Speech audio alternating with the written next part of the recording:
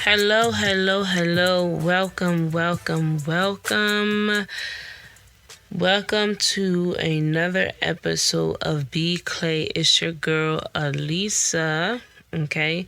I just realized that I haven't, I think in the last two episodes, I didn't even introduce who I am. So here I am. It's your girl, Alisa. And here on the BK podcast, we are on a journey of allowing ourselves to be broken down, remolded, and shaped into who God truly created us to be. Because you know that clay has to be broken down. It has to be stripped of its old shape, and it has to be completely soft in order for it to be remade into something new. And so we're learning how to do just that, to be molded, from being broken down to the potter's wheel and be molded. Okay, not fighting, not resisting, just be molded. So this episode is in the middle, in between basically my other episode. Okay, so right now my plan is to have my episodes actually uploaded every Wednesday. However, because there's some technical difficulties, which should be fixed within a week or so, you're actually getting all these episodes all at one time. So my last episode, which I would have been a week from,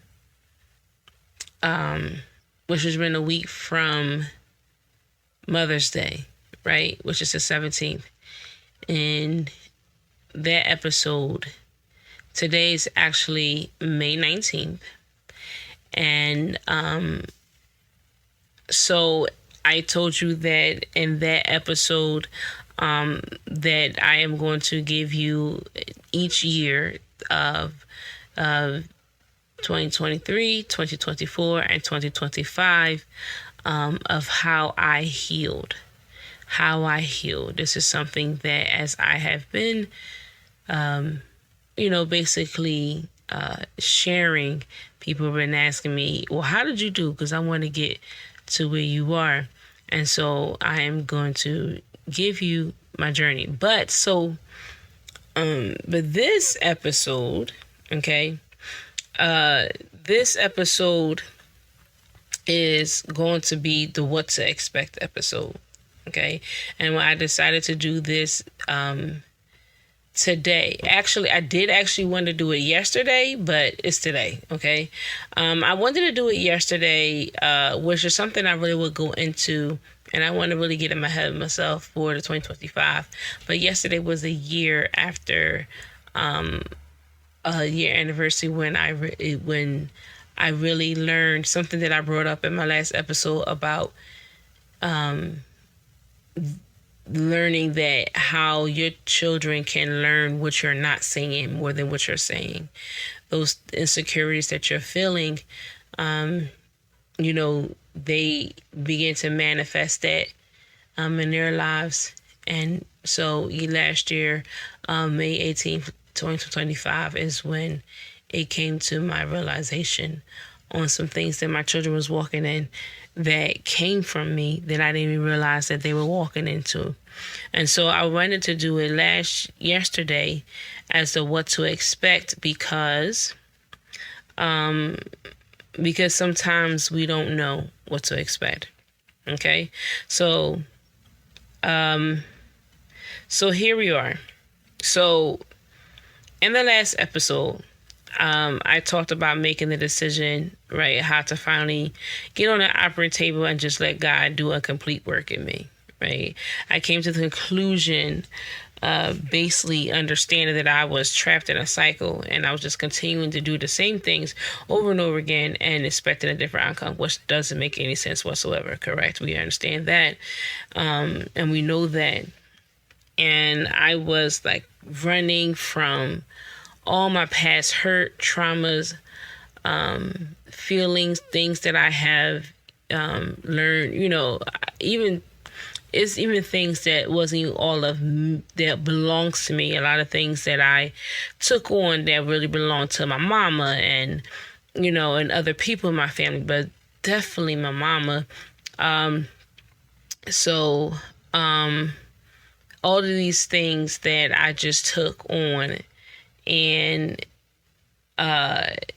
was just going through so much torment. And so that I realized that I just can't do this anymore. I understood that I couldn't do this more because I got kids. So at the end of 2022, I just had a major breakdown, right? Which was a turning point for me. It was a undeniable breakdown. And I explained how my children saw it. Usually I'm able to kind of have my breakdown and behind closed doors, and then put on whatever I need to put on in order to try to be the mother best I can. But this time I couldn't, and my kids seen it, and it scared me as well as my children.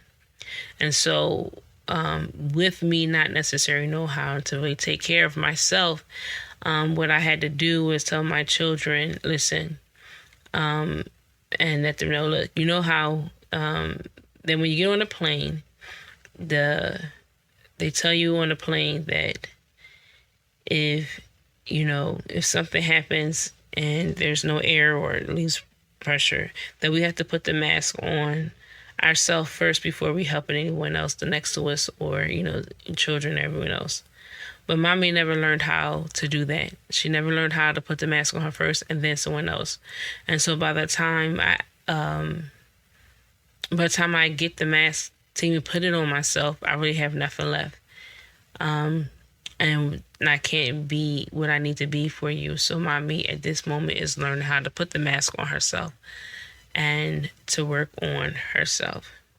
And so this healing journey was me basically putting the mask on myself so that I can be there for them as well as myself. Because especially like when I had the babies in the beginning, they told me, take care by taking care of your children is taking care of yourself first. And I just never learned how to do that. I really did not. I didn't know what that meant. And every child that I had, people was telling me that, but I never learned how to take care of myself. Okay. I never learned that. And I explained that to thinking someone's like, a doctor needs a doctor too. And I just didn't know how to figure that out. And I'm learning it now. So, but this is B Clay, right? So we have decided to get on the table, right? Because we're being Clay and we're learning to be molded. But I want you to understand and know that there's a cost. There's a cost to healing. And so this is why I'm bringing up this episode, because sometimes we see the finished product and even the healed and say, I want to be healed. And you may hear mine saying, I want to be healed too. And there's nothing wrong. I want everybody to be healed and be free. But I just want you to understand that it costs. There is a massive cost. It costs a lot to get here. It's just like, like how I used to watch HGTV back in the day. And you will see all the shows and the different things and the real estate, and they make it look so easy to flip a house or whatever within an episode. And what you don't really know and you don't really see is how much it costs, right? Like how much it really costs when they buy a house, and then they show a little bit sometimes of like the different things they get to, like there might be some mold or termite damage or something like that. But they only show you like it's major damage, but it's minor at the same time. But you never really understand all that in details and entails as far as really flipping a house, or and especially and depending on what area that you're flipping and all those different things, right? And so this episode is going to show you the cost. Not show you, but I'm telling you, I'm being transparent, telling you what the cost and what to expect. Because one of the main reasons why I was, going through that, I just want a quick fix, is because it cost a lot. And when I began to go through healings and realize how much it would cost, and what was expected, I began to like, oh no, and I'll go right back. I'll run away. And I don't want that for anyone. Okay. So I would rather tell you so that you can know and understand, and so that you can be prepared as much as you can be prepared. Understanding that everybody is different. So what it costs me may not cost you, but it's going to be a massive cost. It won't be the same price, but it's going to cost you. But this will help you make in your mind if I'm willing to pay the cost, right? If I'm willing to pay the cost. So, because I don't want you to run, because it's going to hurt, and it's going to be heavy, it's going to be deep, it's going to cut. And I don't want you to run. Okay, I don't want you to run. I used to run, and then I decided not to run, and I don't want you to run as well. So, with all that being said, one of the first things that I want you to understand what to expect is the withdrawal period. Okay. And what I have learned, that there was multiple withdrawal periods. Okay. At least for me, I think each year was a withdrawal period. Even now, in 2020, that we're in 2026, I'm going through actually I can say, I'm going through a withdrawal period. And understand that withdrawal period, like if you ever been on, you or somebody known, have been addicted to drugs or anything like that, and they decided to go sober, because the body has been so used to, because we are creatures of habits. And because the body has been so used to using that and to function with these things, these substances, then it's the same thing even with your mindset, the thoughts that you have, all of that. So when you're detoxing your body of your old mindset, your old thoughts, everything else, you're going to go through a withdrawal period. And it's like even the mental, like just as what you go in the physical and the natural, it's like the same thing mentally, emotionally, where you shutting down, isolation, this different, because these are survival tactics. The different survival tactics we use, as far as like drugs, alcohol, sex,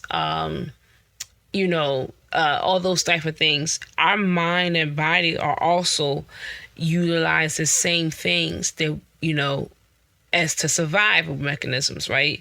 The coping mechanisms, we shut down, isolate, we always, all the people pleasing, the codependency, that which I have definitely learned. Oh, Jesus, God.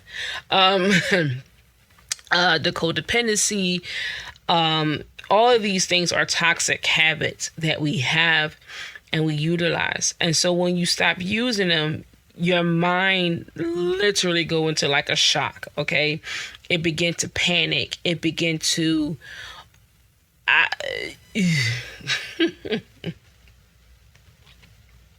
Because it's like, wait, what?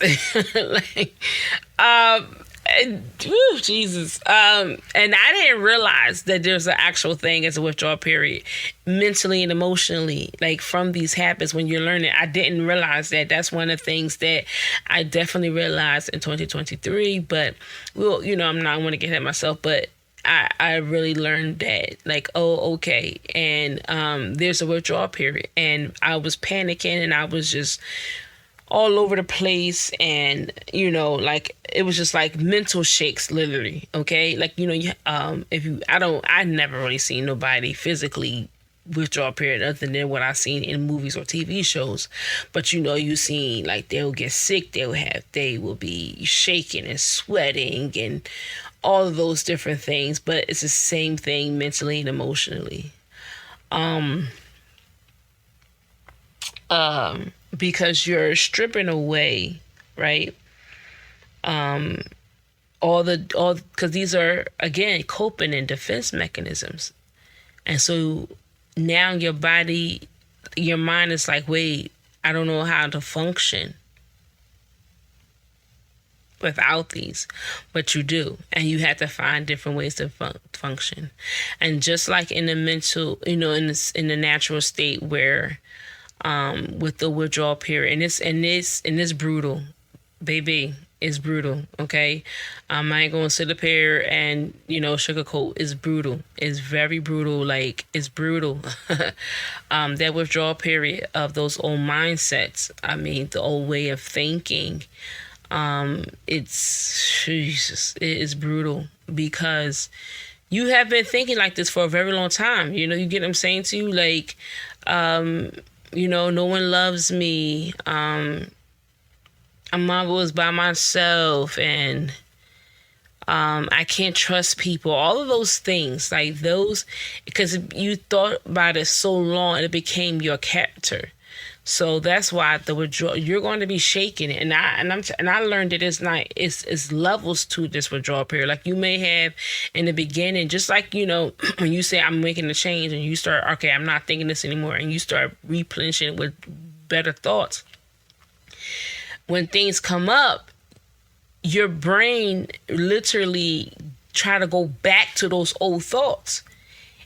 And then it's like, no, we don't go to that. And like, it will be a battle, right? It'll be a battle. Just like in the natural, it'll be a battle, because your mind has been used to these things, just like I talked about food, right? Every time you felt something, or whatever case it be, your mind like, oh, I need this, and you're like, no, I don't need it, and you be like, yes, I do, and you're like, no, you don't. Like, it's a it's a battle. And so you have to learn. Now you have to learn and replenish with a different outlet, coping mechanism, defense mechanism. And in order to do that, you have to have. This is where you have to learn.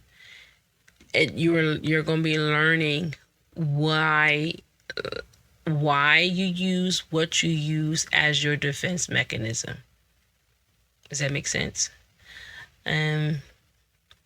So that you can know what to replenish it with. So that's going to take some time. That's not going to be right away. And it's not going to feel good. It's going to hurt.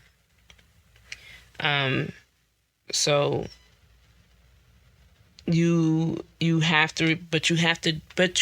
to have to learn how to replenish, like, right away. When you detox from a toxic outlet, you have to deliberately, like, plug it into a healthy new outlet. Okay. You gotta plug in right away. This is where you can use. I use prayer. Okay, that's what I did. I began to create boundaries, and I didn't do this by myself. And this is where you begin to do things you didn't do. So like me, like I told you I was so used to doing it by myself. So I would sit there and I would go through this by myself. Like I would sit there and I will go through these mechanisms, and use that as my coping mechanism, use that as my therapy, use that as whatever. But this time, that's not what I was doing. This time I was actually saying, this is what I feel. This is what happens to me. This is what's going on. And so, and I found and then through prayer, it allowed me to basically find a trusted source, all right, to help me stay accountable and help me through this withdrawal period. I did not go through this withdrawal. And just like you see sometimes, there's sometimes you see TV. I haven't seen nobody, but I have seen people on TV when they go through withdrawal periods. There's somebody there, with the towel on their face and as they're sweating and as they're throwing up and, as their body detoxing. So I had someone right there helping me through these withdrawals, through the shakes and through the throwing up and through the purging and through all of that. They was there right there as in addition to God himself. Because the first couple of days, actually the first few weeks of the withdrawal period, like I literally was like throwing up. My kids was like, Mom, what's wrong with you? And then I told them, remember I told you, and then I literally was. My kids was those, like, I did become like physically, I did literally. I literally was like throwing up for like 2 weeks straight. I lied to you not. Yeah, I was. And then my kids got scared again. I was like, remember, we good. This is good though. This is good. And that was through prayer. That was through prayer and really seeking God like never before. So that's that first point. So my second point is, and which I did bring it up to, is that there's a level to this. Okay, there's a level to all of it. There's levels to,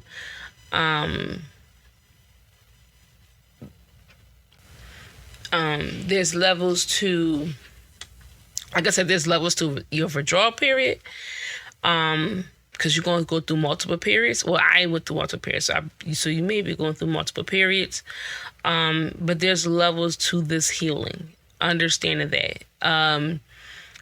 The crazy thing is we don't, these habits that we have, this mindset that we have, these thinking that we have, these coping mechanisms that we have, defense mechanisms, survivor modes, with all these, or whatever you want to call it, it did not happen overnight, right? It took multiple years to develop, for these things to develop, and yet we wanted to be done right away.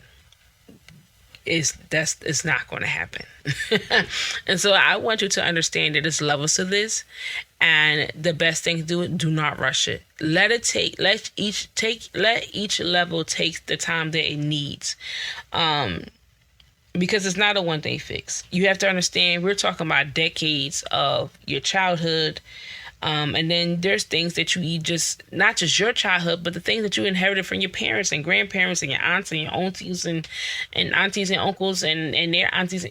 Come on, the great. There's a lot of things there. So there's levels to that. Even the village that you had surround you. So you might have your neighbor, church members, whatever, all those things that you inherited, all those seeds that was planted now has to be uproot, all the roots that has been grounded in, deeply grounded in you, they all got to be plucked up one by one. So there's levels to it.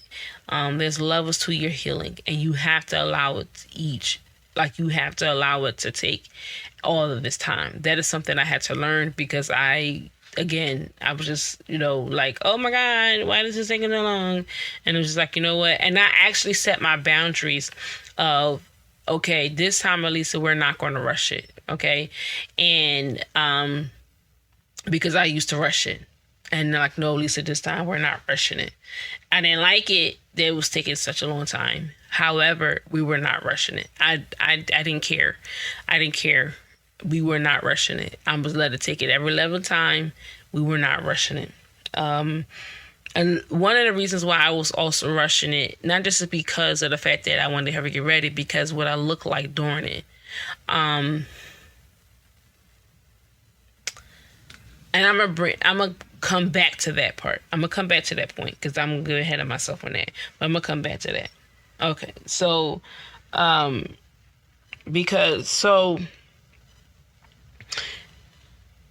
I started, let me see, I think it was like 36 or something.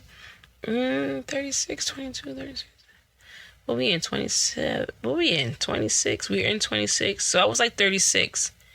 And so I didn't really start really healing, like really do massive healing until like 36. That's 30 years that's 30 years. You understand what I'm saying, y'all guys? That's 30 years. Okay. So because it's 30 years, 30 plus years, yeah, that's not gonna, now I'm not saying it's not taking 30 years to heal, because that right there, because I started setting boundaries and I wasn't rushing it and doing what I need to do, the intensive healing, I don't know, I did a lot in I say I did a lot in the second year in 24, but we'll get to all of that. Then knock some of this 30-year stuff off. Okay. Because you have to really, like I said, dig into the root. Okay. Dig into the root. It's just like, okay, so let's just say with the trust, right? With me not trusting people, because the only person, as far as I was concerned, all I had was me. And I had to really begin to dig, all right, the root of that, of why I don't trust people. That takes time. Okay. And how far you have to dig, that takes time. So to see where did this come from? Why I don't trust people? Who was it that broke my trust? That say, Alisa, you're the only person you can trust. Who did it? Okay. And so, yeah, I had to figure it out. Because I definitely, like you said, we know about weeds. If you don't pull it from the root, it's going to come back, and it's going to come back with a vengeance. And so in order for it to stop sprouting, you have to go to the root. And so you got to go to multiple roots, right? And roots have they spread out, right? So that one thing, and it spreads out. So you really have to go to each and every last one and find it to dig it out. Another point that I want to use is the ugly phase. And so I'm going back to the point of one of the reasons why of me rushing it, right? Because so one of the reasons why I used to rush it is because of this one thing right here, this main thing, the ugly phase, what I look like during the healing. Because I didn't look great. I looked at some of these pictures that during these years of like the last 3 years, and I was like, oh baby, you looked a hot mess, right? And during this, I'm a very transparent person. Okay, I'm a very transparent person. This is what I did not. Okay, well, I'm not gonna say I did not expect this. However, I did not like this. Years ago, it was told to me that, Alisa, you have to allow people to see the broken parts of me, and I don't like that, because people beat you down in that process. They don't understand what's going on, so they just talk about you like so bad, and I hate it, right? But there is a phase in healing where you just don't look great. You really look like what you've been through. You look very heavy, you look tired, you can even but it just looks bad. Just like a house looks very bad before, because like when we talk about HGTV, like, when they start demolition stuff and all that, it looks horrible, right? Especially if you start breaking stuff down, you see all the mold and termite damage and this, that, and the other. It looks bad. But I hate it. I can tell you about it. I don't have no problem telling you about the ugly phase. I just don't want you to see it. I'd rather you not look at and see me that way. You can even see me in the beginning of it and then see me at the end. And then I will sit down and I will tell you like I'm the wise village woman, and tell you what happened in the middle. But God was like, no, Lisa, you're going to have to let them see it. And I never liked that. And so this time I let everybody see the ugly phase, and it was bad. baby, it was bad. But it was hard for me to let people see the ugly face, because the way that people speak immaturely until like they just and judge what they don't understand, the blueprint, and everything that's going on is bad, and it makes me feel worse. But this time, I just, it is what it is, and I didn't let people's like the things, and I'm not mad. Again, this is immature things, especially of those who are not of God. And if you're of God and you're in the spirit, then obviously, God can say, listen, baby, you talking about her, but you have to understand where she's coming from and what's going on. I just need you to pray. You get what I'm saying to you? Like, but if they're not in the spirit, they don't know. It's basically you got to walk around and say, Father, forgive them. They don't have to do it. They know what they were saying and keep it moving. And allow people to see you in this ugly face. And that ugly face is nasty. Oh my God. It was so bad. I looked at such a mess, and it was hard, but it was hard. It was hard. It was hard. And I'm talking about from the head to the toe. It was hard. But when you go through the ugly phase, and everybody's ugly phase is going to be different. But just like, remember, you see people go through withdrawal period. They don't look like, they look bad going through that withdrawal period. You just gotta sometimes you just gonna let people see it. And just let the people know I ain't staying here. And that's why I kept telling people, I can't stay here. I'm not staying here. Don't worry about it. I'm not staying here. Right. I had set the boundaries, but I had people look at me like, oh, you're not really. I told people, and it's even if, like I said, there's levels to things, and I might have passed level, let's just say when I started and I was, after the withdrawal period, then I realized that I passed, certain levels, and then I was in this ugly phase, and then they would tell me, oh, I thought you were healed. You're not really healed, because they're looking at me and I'm going through this ugly phase. And I didn't allow that to stop me, because I know where I came from. I used to allow that to stop me, and I used to, because I know how people are, and I knew certain people who did the same thing each time, and I used to allow that to stop me. This time I did not. Okay, this time they're not. So you have to set every milestone. You have to celebrate every single win for yourself. And no matter how small it is, no matter what it is, I don't care. I don't care what it is. I don't care if you used to, every time something happened and you go and you buy a brownie from Wawa or something like that, or them pretzels, oh my God. And then this time you go in and you ain't buy it. Celebrate that. You get what I'm saying? Every little thing, that's what I did. And I did not lie. I didn't care what nobody said. I know what was a win for me, and it may not matter to them, but it definitely mattered to me, and I celebrated like it was a big thing.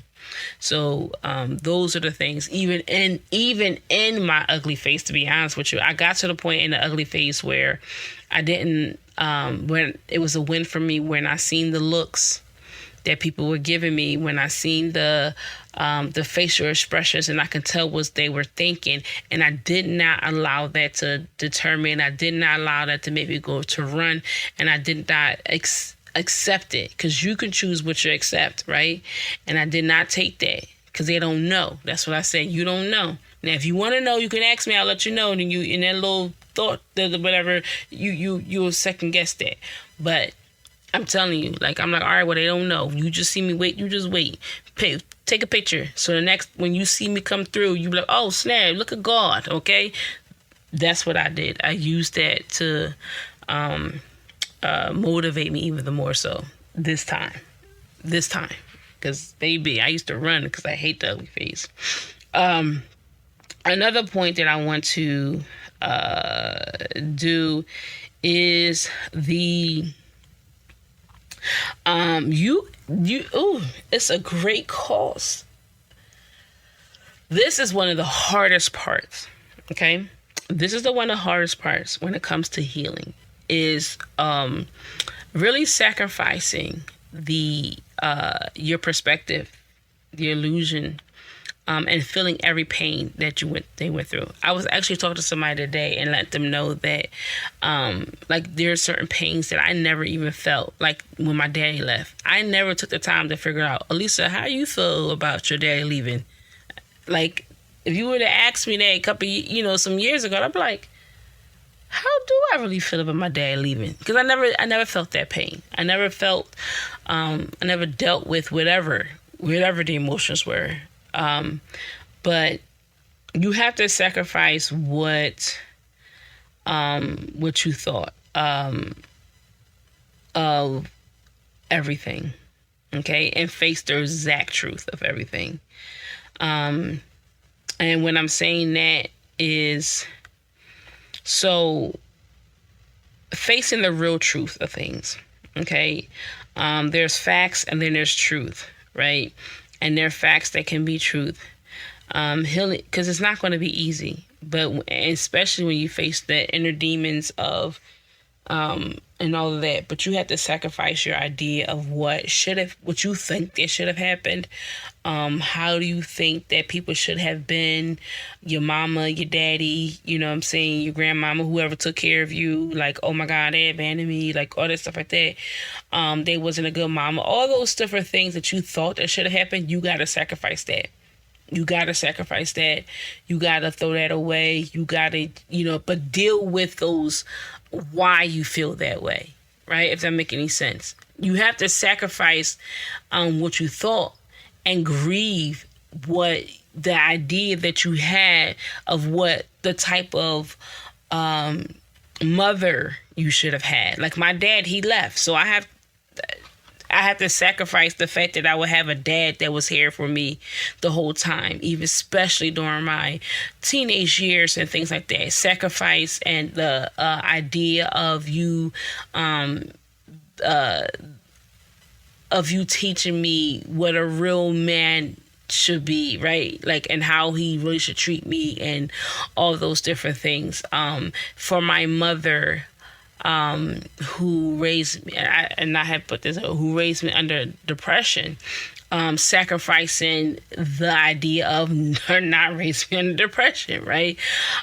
Sacrificing the idea of her not even understanding that she was depressed so that she can get her things, and not learning how to heal herself. And now I'm learning how to do it myself in my 30s, right? Those are the different things that I had to, and but give the grace through, like, give your parents the grace. So the truth is that, like the perspective, like I said, my mom and my daddy, the different things they should have done or shouldn't have done, but really realizing the truth is, so like my dad abandoned me. Well, his dad abandoned him, so all he knows is abandonment. He don't know anything else, right? So basically, he's acting out on the only blueprint that he actually learned. And I have to feel that, right? And I have to feel and grieve that loss of a dad that did not abandon me. And,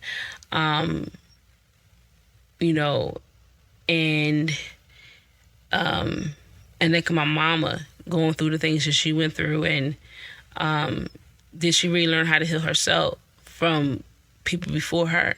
So how will she learn how to do so? The support system that I have and why I'm able to heal, did she have the same support system? That my dad had the same support system? And so with that, they was doing whatever they can do. Okay.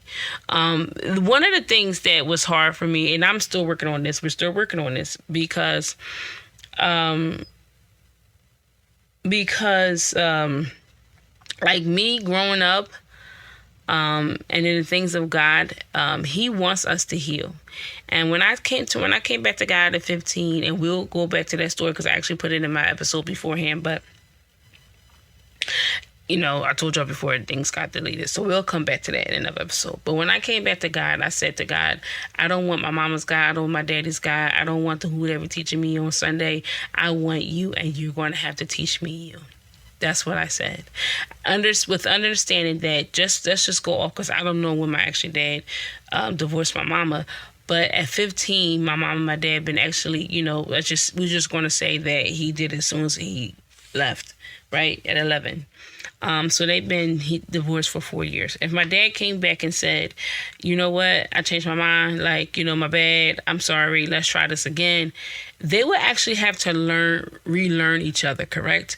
Because they're not the same versions of themselves that where they were 4 years ago. And so they would actually have to learn each other. They would have to actually take the time to be taught of who the other person is and the version of where they are now. And so with that understanding, it was the same thing with God. I don't know how to be in a relationship with you. We know that, understand that. And so I need to learn how to be in a relationship with you. And so that is the thing that I did. And so in here, you have to give yourself the grace to basically, and all of those, really feel the pain, the hurt, the betrayal, the disappointment, feel all those feelings, with the grace for the truth. Okay. Because you're gonna be trapped in that victim mindset, and as long as you stay in that, you will never heal. You will never heal. You have to give the grace to those people that why, if you don't trust, why you don't trust. Some people just don't know how to love. They don't know what love is. But that's the truth, regardless of the fact. That's the truth. Feel your feelings so that you can heal it. Feel everything. And then, all the stuff. Now, I have been molested, I've been raped, and I understand all of that. But I had to feel all of that. I had to feel all of that. Feel that everything, the loss of my control, why I couldn't, my son is was conceived from rape, and I had to feel that too, being, as I would say, forced into motherhood, all these different things. You have to feel each feeling so that you can heal, right? You won't no more trying to numb it, because but sit in it and grieve, just grieve and process it, and then just let it go. The next thing, I got 2 more.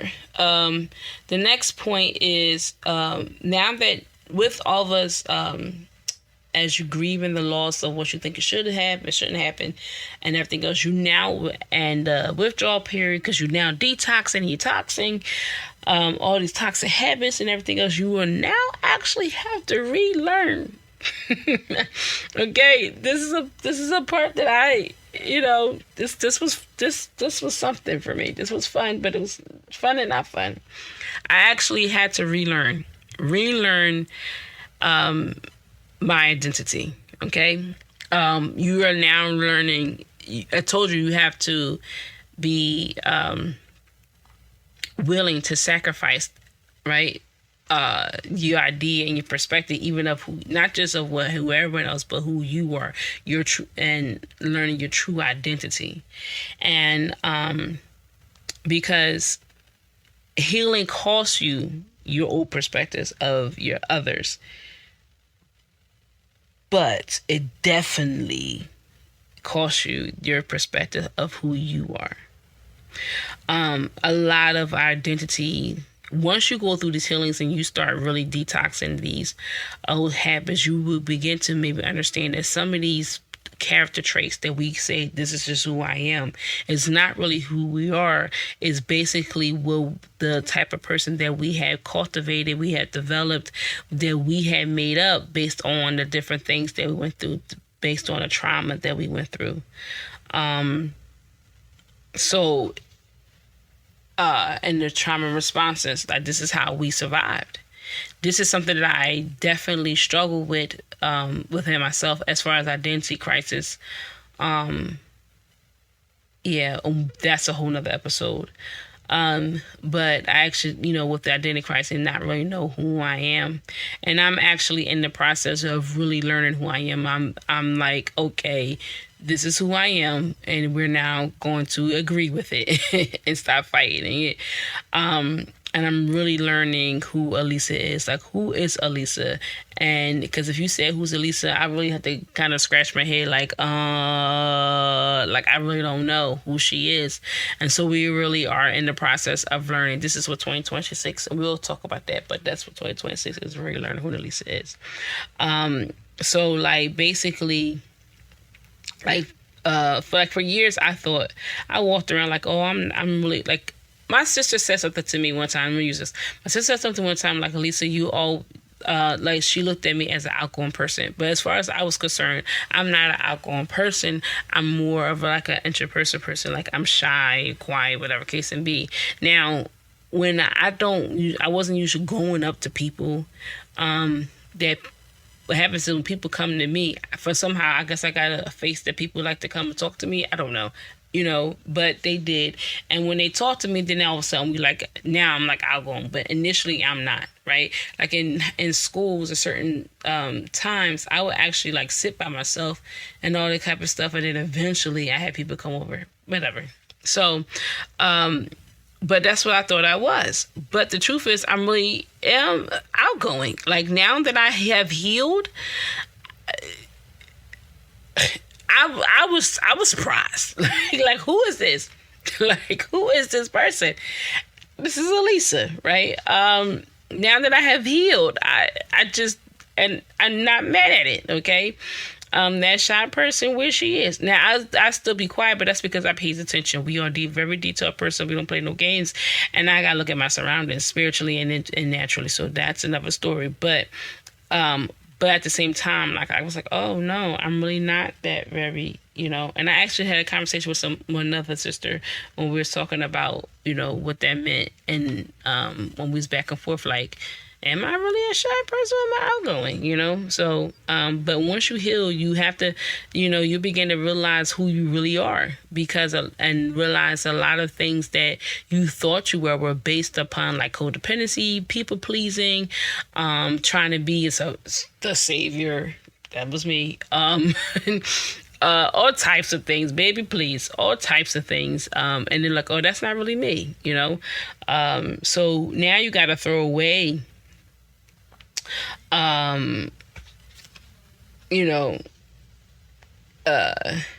because a lot of things, like I said, like that shy person or me moving away, that came from a lot of trauma that I went through. A lot of things that I went through, where people was, like in certain area, we'll talk about all this, where I basically was trying to be quieted because of the type of person who I really am. So instead of being like the male factors, instead of being what I didn't need to be, they just quieted me and made me feel like, you're too much. So I just kept quiet because I'm too much. I cost too much. I believed that for a very long time.